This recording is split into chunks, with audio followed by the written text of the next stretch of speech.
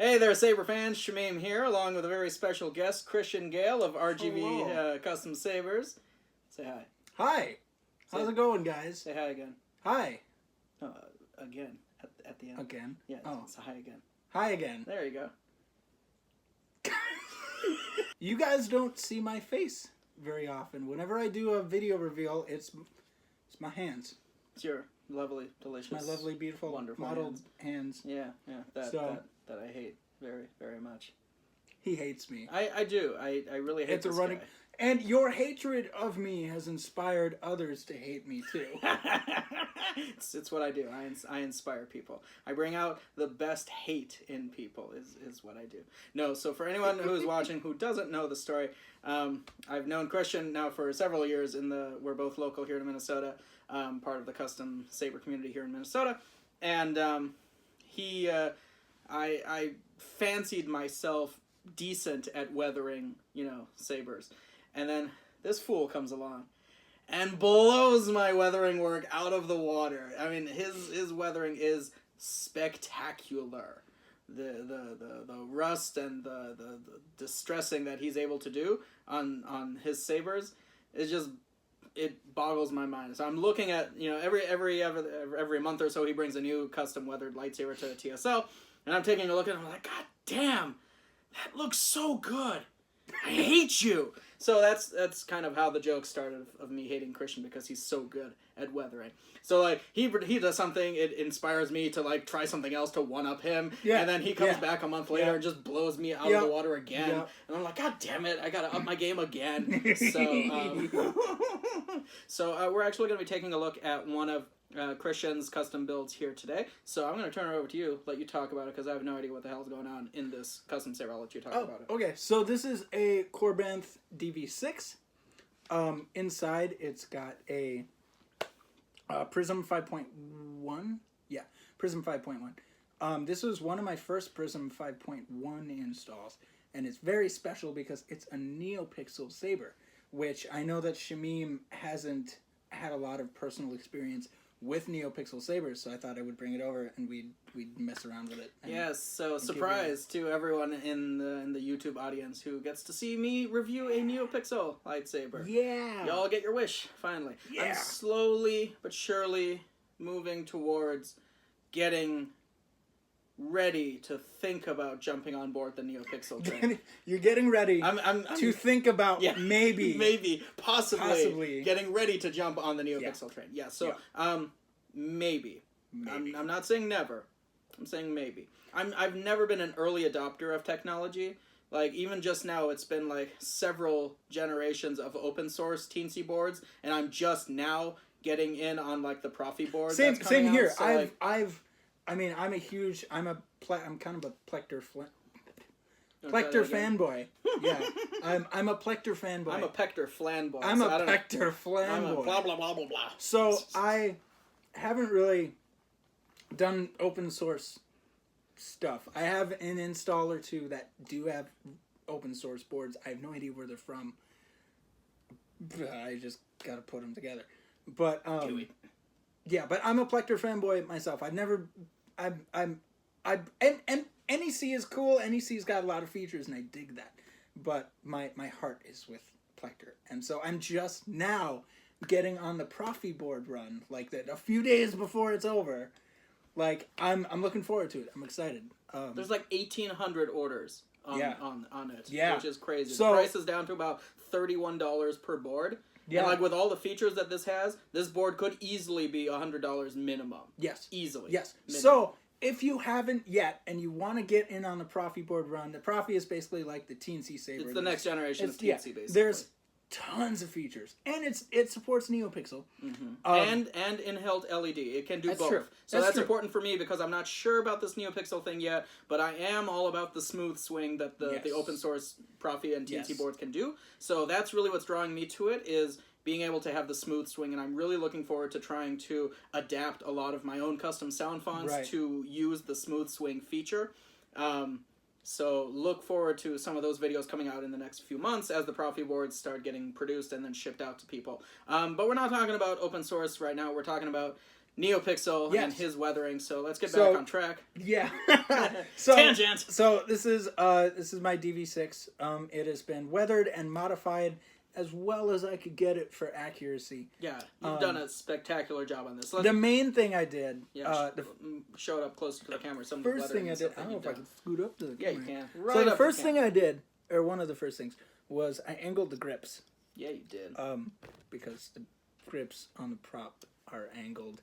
And there's also these, I don't know if you can see them, maybe. Yeah, you can see them. There's 2 holes drilled right there. And they're uneven, which is apparently accurate to the prop that was one of the props that was used.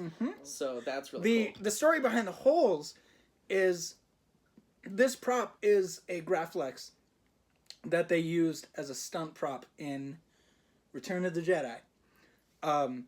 So at the time, I guess they were having issues locating an MPP for Vader's hilt.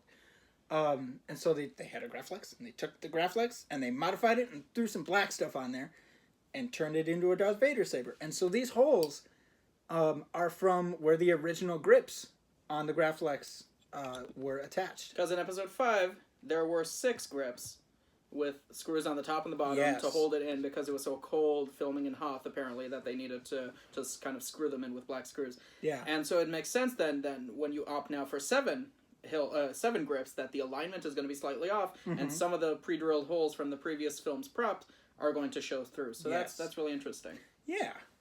I also filled in the... what is this? This is a door latch, right? Some kind of door latch. Some kind of door latch. I filled that in with epoxy and then painted it. Originally, what the default that comes on the Corband DV6 is 2 little there's button head 2 screws there. little button head screws in there, and I didn't like how they were showing through, so I filled them in and sanded them and painted them. So now it's interesting that you did that because when I've done DV6 hilts, I've obviously left them open because I don't take the time to do these kinds of like super accurate modifications. Yeah. But I've also used the screw in the top as blade retention because I hate using glass eyes and these large thumb screws as blade retention. I like to have a set screw that I can tighten with an Allen wrench. I don't like using thumb screws for set screws ever, unless the customer specifically wants that. Then I'll acquiesce, obviously. But for my own personal installs and for the things I do, I like having set screws. So I did that, whereas here you filled those in and then you went with the longer thumb screw up here. The glass eye thumb screw as your blade retention. It's funny that you bring that up because I imagine a lot of people are the opposite, where they prefer to have the thumb screw because a lot of people probably don't like fiddling with an Allen wrench. Sure. But yeah, that's funny. I've seen too many thumb screws get sheared off during duels. Yeah. You know? And people will come up to me at TSL and be like, so my thumb screw just, broke off. One of the other person's blade hit it and it's done. And I was like, well, good luck. Oh, fun. You're a little screwed. Wow. But that's funny. Yeah, it's funny. It's and then laughing at other people's pain. I know. Very, very it's funny. so rewarding. We're terrible people. We're awful. Don't be like us. But anyway, so then you did some additional weathering up at the emitter. You got some rust going on all the way around.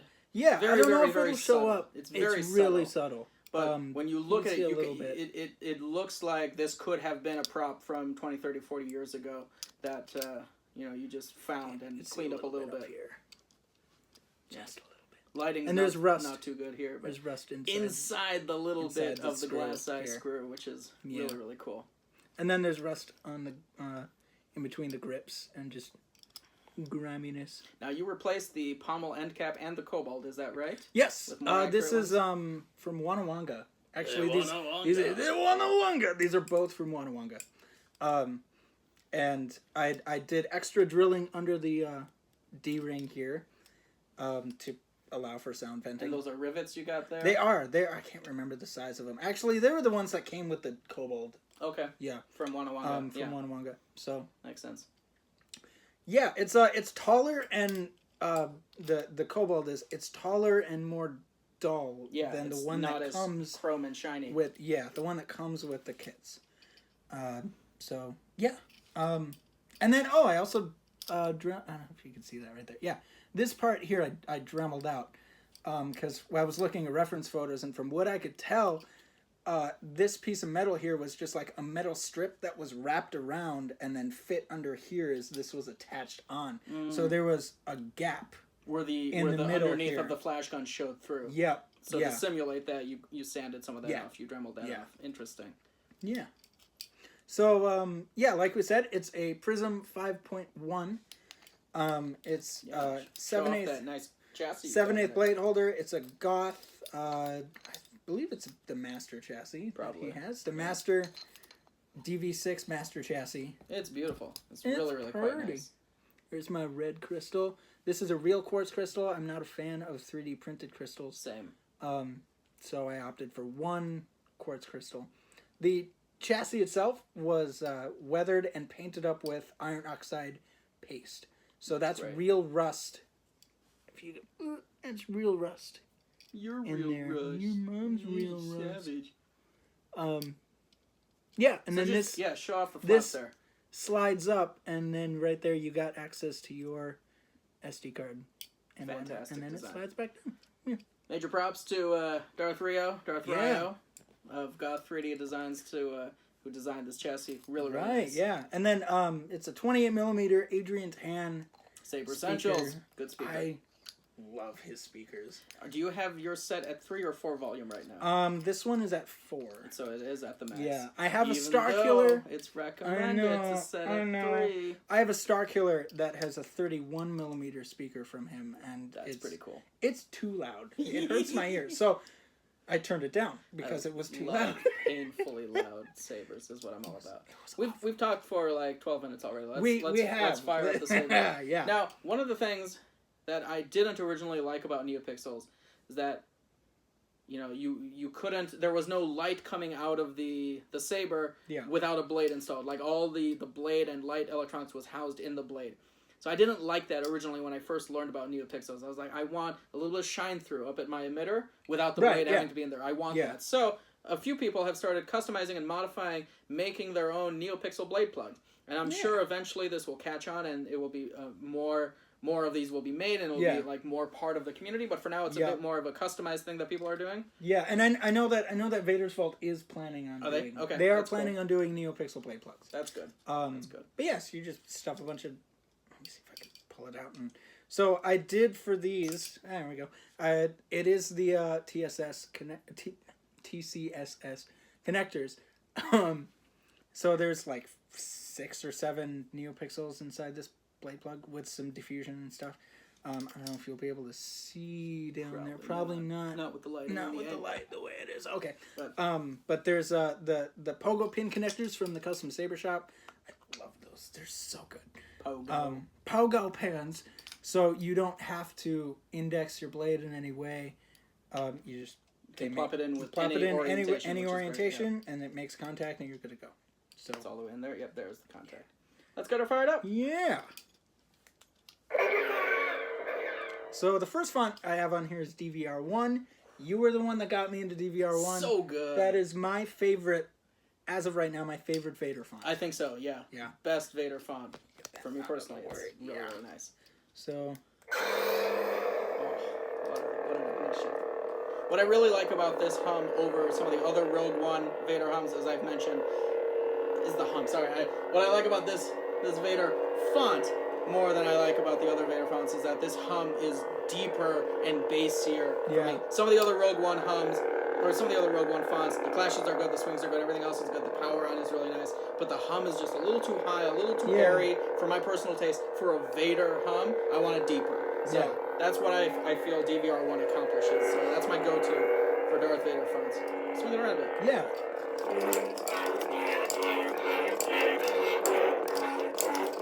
All the D-rings. This thing has 2 D-rings. I know. It's excessive. You can hear how loud this speaker is.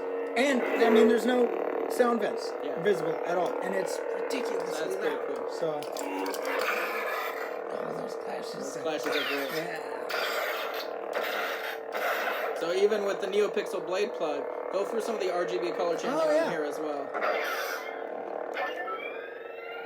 So what's really cool is that you use the RGB NeoPixels for the blade plug itself, so that it mirrors everything that happens on the main blade. Right. Yeah. This is me like learning about NeoPixels as well for the first time. Yeah. So like really getting to. We spent a lot of time today looking at the NeoPixel blade and what it could do, and I think it's pretty cool. Well, it's was that cyan? That's cyan. Looks like. More of a sky blue. Getting into kind of Blue. medium there. Deep blue.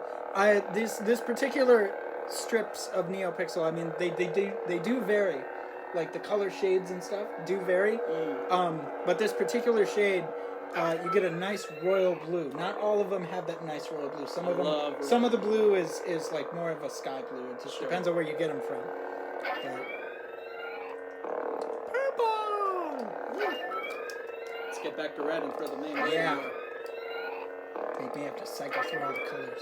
Why'd you put 16 I colors know, on here? because it holds 16 You have done colors. that yourself. Isn't that close enough back to red? Yeah. Okay. There we go. Okay. Righty tighty, lefty loosey. Oh. Before I put the blade you in, want to I show off should the show crystal? off the crystal when it's lit up. You see that nice crystal around there? And then I got some blinky accent LEDs. Quite cool. Woo! Yeah. That's loud. It hurts, doesn't it? I love painfully loud sabers. You're gonna be deaf one day. And I'm okay with that. Hashtag worth it. Where's that? Okay. Ooh. So let's do that one more time. Let's show the fade on and the fade off. Let's see if you can get as much of the blade in the shot as you can. There you go. Yeah. So that's pretty cool. Let's, just for kicks and giggles, turn off the lights. And you do that one more time. Yes. Ooh. Alright, here we go. Darth Vader hallway. And it's time for Rebels to die! That is definitely my line. I will allow you to use it. Okay. So, I mean, I'm loving... it's all, for me at least, it's all about the ignition and the retraction effect. It's very smooth. It's much smoother than the scrolling that you get on Hasbro Master Replicas Force FX lightsabers. So the number of like pixels and diodes and things in here is much higher than, you know, the number that you get in the same length of a blade on the old Force FX ones. With the right kind of diffusion that you get with the blade and the inner diffusion film, it produces an incredibly evenly lit blade and tip. And that's something that you don't get with in-held LEDs. Yeah. Unless you really have a well-diffused blade, a good But LED, fully charged battery. It's, I mean, you know, I make my own blades, and it's hard to, like, get it evenly diffused with an in-held LED. There's always going to be a little bit of base flare. Yeah, and the longer your blade is, you got a 37, 40-inch blade, you're going to get some dimming up, you know, the last three-quarters of the last quarter of the blade. Whereas with NeoPixel, it could be 20 inches long, it could be 40 inches long. It's going to be evenly lit throughout the entire throughout the entire length of the blade. So that's a really cool feature. Yeah. This is a mute mode, by the way. I mean, I'm assuming a lot of you are familiar with the Prism 5.1 features. It does have a mute mode. Nobody knows that. No You're literally giving brand new information to the world right now. That's what I do. I had no idea. That's what I do. That's what I'm here for. So, show off the blaster. Ooh, the blaster feature on here, because that's a cool feature on NeoPixel. Yeah. So, with the advantage of the string being in the blade, you have localized blaster bolts. So I don't know if you can. Whoops, that was the wrong button. Hit the right button there. I might have to hit the right button. So there was a bit there. Right up there. They're showing up. Oh, there we go. See if They'll show up better if we dim one of the lights. There we go. That's better. You see it go by? Yeah.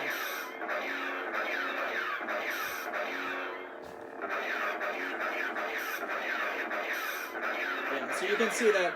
And can you also decide like what color the flash on clash will be? Yes. So like right now it's sort of a yellowish white. That's what's happening in But here. like, say if you had like a green blaster hitting the blade, you could just have it flash green. Okay. So you could have it be any color, which is nice. Let's see a lockup going in here. Cool. So that's pretty nice. It hurts to look at. It does. Yeah. If you're sensitive to strobe lights, I apologize. We'll put a little warning, seizure warning at the beginning of this video. Yeah. Let me cycle through some of these colors. Yes. This is Bit of a yellow, golden, it's a amber. golden yellow, I'd say.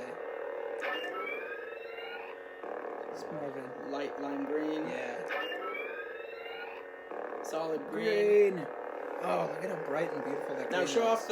off the tip here. Like, it's fully illuminated. Yeah. All the way from the bottom to the top. It's very, very impressive. In person, it looks great, and of course, these lightsabers on camera look spectacular. Oh yeah. So yeah, that's And this is more. I see a bit of red in there. yeah. I think this is With my glasses, I green. can see the. It's weird. I take off my glasses and it's just green, but I put the glasses back on and I can see a line of red and a line of red. So very, very bit of faint red going on here. closer to cyan still. I'd say I see some Viridian in here, yeah, like a lighter green. yeah, I would say Viridian. And then this is more cyan. I'm not quite sure what this color is. Frost green. Frost green! It's a nice Arctic blue, light cyan. So Prism 541, of course, holds up to 16 different colors, and Super Christian decided to put all 16 all colors. 16 colors on there. Making for a very long video. Yeah. I hate you. Oh, just another reason for you to hate me. Let's get to the hot pink. Hot pink? Oh, so beautiful. Now, interesting, like, in person, this looks very fuchsia hot pink, but on camera, it's showing up a much darker purple. Yeah, it's more like a very Mace yeah. Windu purple Yeah. on camera. It's very interesting how that is, because normally when I do hot pinks with Tricree LEDs, it looks hot pink in person, and it looks hot pink on camera. But it's interesting how these are showing up differently on the camera, which is interesting. Weird. Maybe because that wasn't hot pink. This is hot pink. Ah. This is much more of a... It still looks purple on camera, though. It does a bit. Yeah. Not as much as the previous one. But And regular red, and then here's my Vader red. This is custom my mixed favorite Vader red. Yeah, Yes. my favorite Very Vader red. nice. Woo! Yeah. Want to show off some of the other fonts? Yeah. It's dark. It is. Yikes. Yeah, that's freaking terrifying.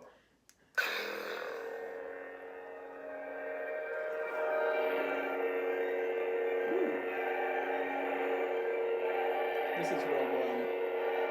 This is Vader R1, and I threw in a bunch of extra sound effects and the music from Vader slaughtering the rebels in Rogue One.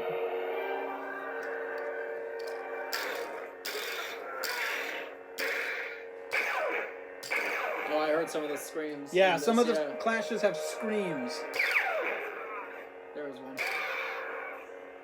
You need to, just for kicks and giggles, layer in the Wilhelm scream over one of the, my God, one of the yes. clashes, just because. Yes.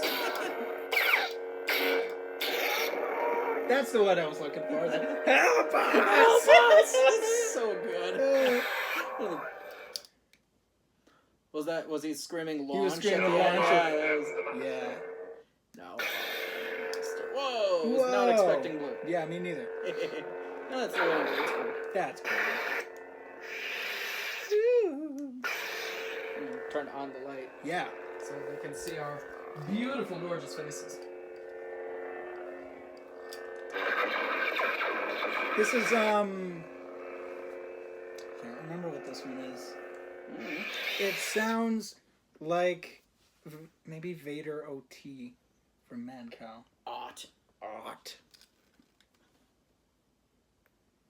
The power of the dark side. So clearly you've gotten rid of the beep sound. Yes. As it Yeah. transitions I from set font to that font. to 0. Yep. And if you set it to 0, I didn't know this. You found this out actually before I did. Yeah, I mean, I didn't discover it. Someone else did it. Someone I was else like, that's did. cool. I'm going to do that. Crap, So that's awesome. Yeah, so now I don't have that annoying beep. This is actually Graflex 5 HD. Wrong, you know. Nice. Wrong. But You're fun and full of surprises. Full of surprises, like getting my lightsaber knocked out of my I hand. know. And then Everyone's gonna kill me. and then getting my hand cut off. Leave them to me. I will deal with them myself.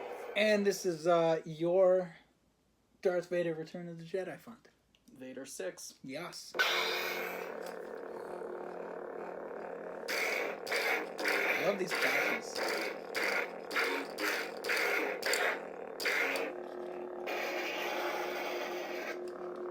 If you will not turn to the dark side, then perhaps she will. Ah. So good. Yes. You know, have a DV6 with a V2 with like similar kinds of hums, and then you can like do a call and response. Ooh. Vader does "If you will not turn to the dark side," then Luke turns his on "Never." Yes. That'd be really cool. And then both of them play that beautiful music that plays underneath. I actually have to. I still have to install my LS6 V2, but it will be NeoPixel just to match my. You made DV6. the LS6 look really nice. Thank by you. weathering I it. certainly You should have brought tried. that I here. should have brought it with me. I don't know why I didn't. I'm not a fan of the LS6. I think that it's one of the weaker Luke Skywalker hilts out there, especially if you want to opt for like a hero version of it. If you go for V2 and then you weather it, it looks really, really nice. And this little punk. Flappy Bird, Flappy Bird. Yeah, that's y'all have seen the Flappy Bird video. Anyway, so but yeah, your V2 in V2 configuration weathered looks really, really nice. Thank you. Yeah, Certainly tried. This is fast. Battle Font.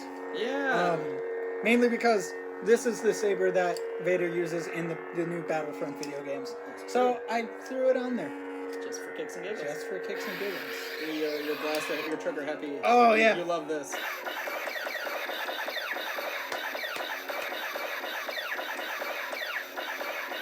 If you've played Battlefront, then you know what. You just hold the block button. Yeah, you literally just hold the block button and you're just like, just owning as Vader.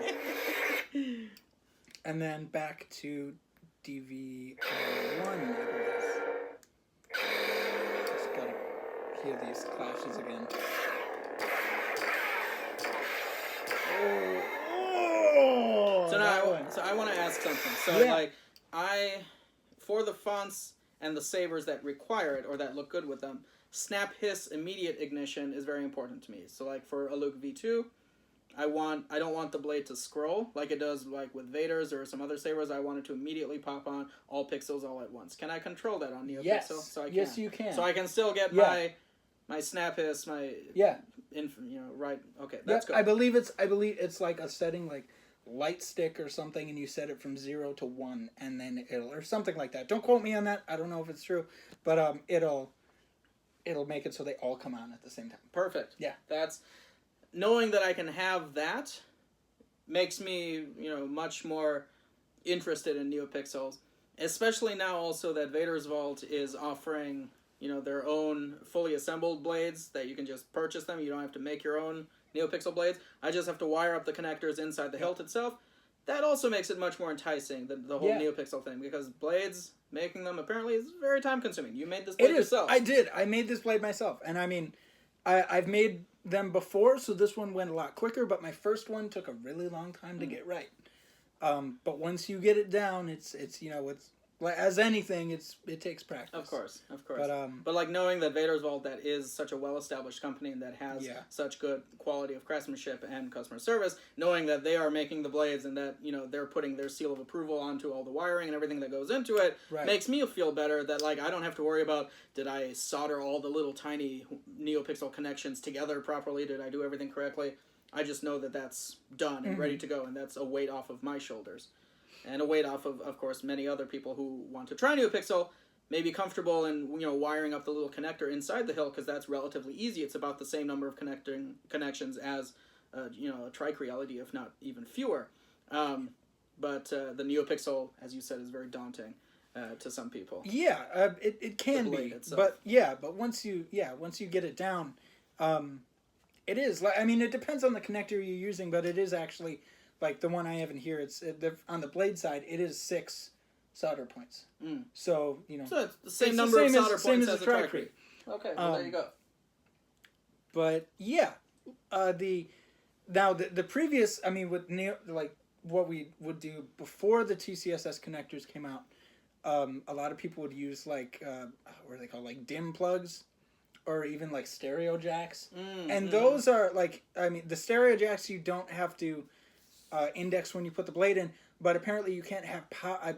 There's something up with it. You can't have power going to the hilt when you plug that in, because it'll like somehow short the system out. I don't know how. Really? Well, that's Yeah, not good. it's weird. That's not good.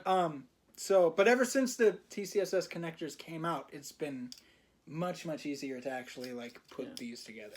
I sort of jokingly made mention of it in my State of the Saber Community address that I did a few months back, but a lot of people have put in a lot of time and resources doing R&D on what are the best kinds of connectors, what are the best kinds of NeoPixel strips, what are the best kinds of XYZ, to arrive at a point where it's not just a fad or a new thing, but it's becoming an established staple of the community, just like Tricrees eventually did, replacing the old, those Soul P4s, whatever those old. I remember those. That was my first experience with a custom Saber community. So that NeoPixels seem to be becoming much more standard, much more norm, much more well established.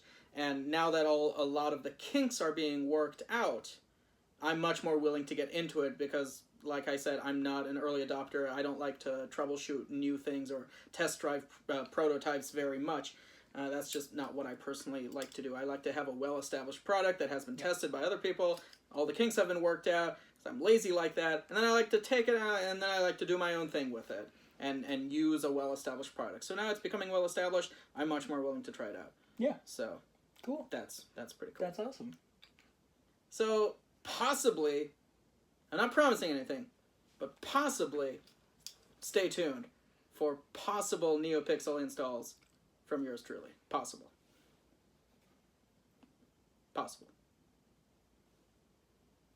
Thank you all so much for watching. May the Force be with you. It's time for Rebels to die. It's time for Rebels to die.